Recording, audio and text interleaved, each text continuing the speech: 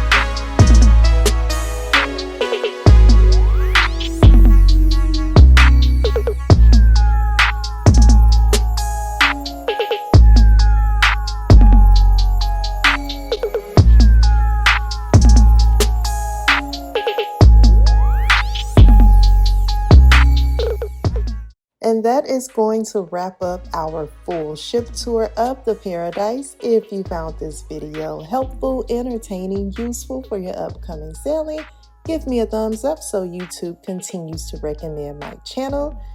So you don't miss any of my upcoming cruise and travel content, don't forget to hit that subscribe button. Thanks again for watching, and I'll see you in the next video. Okay, bye!